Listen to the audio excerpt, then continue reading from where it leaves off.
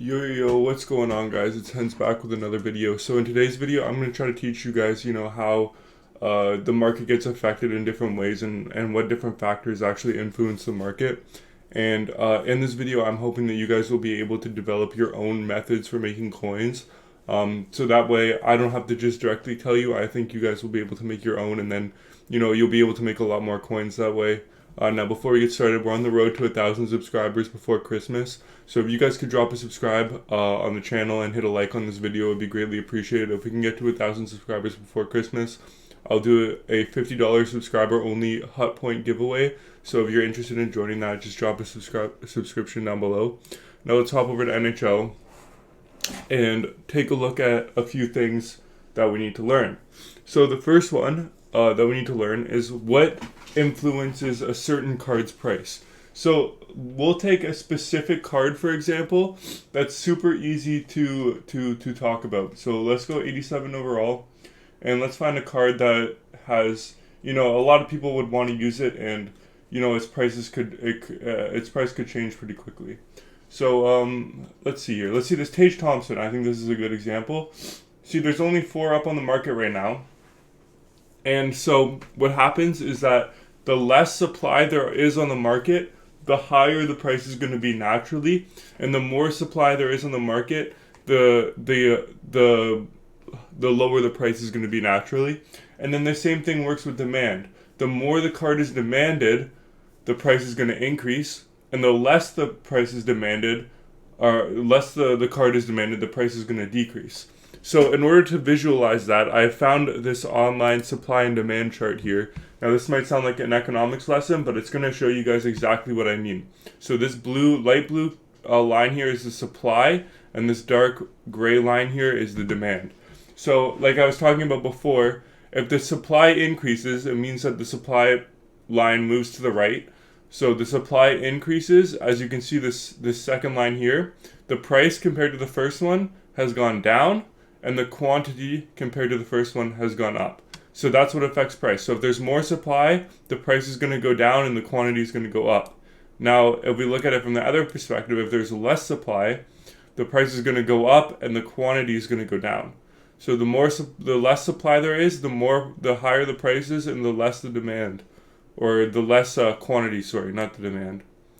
Sometimes usually more the demand. So then the demand curve here, as we increase the demand curve, as we increase the demand curve, there's going to be more quantity and a higher price, because the supplier is going to output more quantity, so there will be more quantity, but the price will also increase a lot as there's more demand to keep up with that quantity. Now, if we drop it the other way, if there's less demand, there'll be less quantity because the supplier will make less quantity, but the price will be lower. So basically what we want to look at more than the demand curve, because it's less easy to control demand on a card. Really, the only way we can gauge demand on a card is how meta it is. We're going to really be focusing on the supply curve here. So with the supply curve, the supply line, as it decreases, there's less supply on the market, like the Tage Thompson I was showing you, there's only 4 cards. The price is going to be higher than if there was a lot of supply on the market, where the price would be lower. Okay, so that's what I'm talking about with supply and demand. So if we hop back over to NHL here, as we can see, there's only 4 Tage Thompsons on the market. Now this card's 87 overall, and it's a meta card that a lot of people want to use. Okay, and his price is at 100K right now. And this is while he's still in packs. When he goes out of packs, I'm assuming his price is going to go even higher.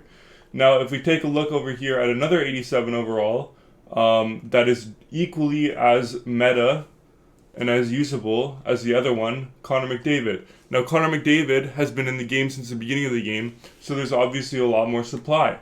And because of that, this card may even be more meta and more in demand than that Tage Thompson card is. But since there's less supply, since there's more supply, this card is actually cheaper than the Tage Thompson. Even though they're the same overall, they're both equally good cards. If anything, this Connor McDavid might even be a little bit better. And this Connor McDavid is about 25,000 coins cheaper on average than that Tage Thompson is. So the reason why I'm bringing this up right now is because this is how you're going to be able to make your own filters on the market. as you can see supply and demand of certain cards, you should then begin to understand what cards you want to be investing in and what cards you want to be buying in. Another good example of a type of card with low supply and high demand is X Factor cards, which is why an X Factor card like, I don't know, Kyle Connor, who pretty much nobody's going to use because he's not that good, is worth 185,000 coins right now on the market. The reason that he's worth so much is because there's demand for these cards to put into reroll sets for X Factors. A lot of people get, say 2 X Factors, and then they have one more slot that they need to reroll. And so what they'll do is they'll head over to the market and they'll buy the cheapest X Factor. And what happens is that increases the demand on the X Factors, but the supply is not there to meet the demand. So the supply and the demand both go down, or the supply goes down and the demand goes up, which means that the quantity is going to stay about the same as if there was the equal supply and demand, but the price is going to go through the roof, which is why these cards are so high. So if we show you back over here on the computer screen, if the supply and the demand, okay, it doesn't let me move both, but pretend the demand curve also goes up, so the intersection point would be up here, which means the price is higher and the quantity is about the same as before. So if there was no demand on these cards, then the quantity wouldn't be as high. But since there is so much demand, there's less quantity and there's less supply because people are buying them up super quickly. So that's what I'm talking about when I say supply and demand. So in order for you to find your own sniping filter, such as the one that I was talking about, the 86 to 89 overalls, that's a good sniping filter because all those cards, or most of those cards, are in-demand cards. So what you want to do to find your own sniping filters is think of anything on the market, whether it's gold NHL players that you need supply and demand for the team builder sets, whether it's fodder for MSPs that you want to build.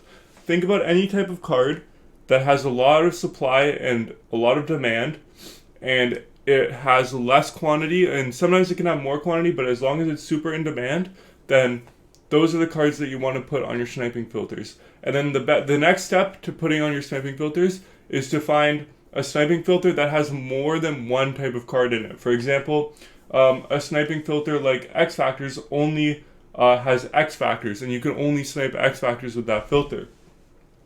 And there's not really much else you can do. But instead of, saying just X Factors, you can maybe put it to NHL gold players from overall rating, 74 to 79. Right? And then that way you'll get X Factors and regular cards in here.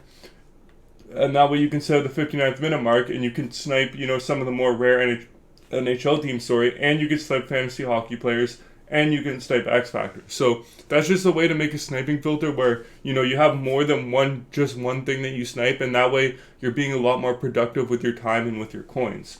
So, so I hope this video kind of helped you guys understand how the market works and how you're going to find your own sniping filters and such. And hopefully in the future you guys can, make your own sniping filters. And usually when you find your own sniping filter, it's going to work a lot better than the ones that I'm telling you guys, because if you think about it, the ones that I'm telling you guys, usually 1,000 people are also watching the same video and also using those same sniping filters, whereas if you build your own sniping filter, I'm fairly certain that not a lot of people will be on that sniping filter and it'll be more productive for you. So depending on your coin amount, depending on what type of cards that you want to snipe, if you make your own sniping filter, I guarantee that you guys will be super successful with it, and you can stick to that same sniping filter for a long time. So that's going to be the end of the video for today, guys. If you enjoyed the video, if it helped you at all, please drop a like. And if you made it this far in the video, as always, comment "made it this far." And I should, hopefully, after I come home from school today, I have a little bit of schoolwork to do. I'm going to try to get a player review out and start, trying to branch out to other parts of the NHL community with different content. So I'm going to be doing a player review on Olli Jokinen's Team Builder card. So if you guys are interested in that, that'll be hopefully coming out later today or tomorrow. And yeah, if you guys enjoyed this video, thank you so much for watching, and I will see you in the next one. Bye, guys.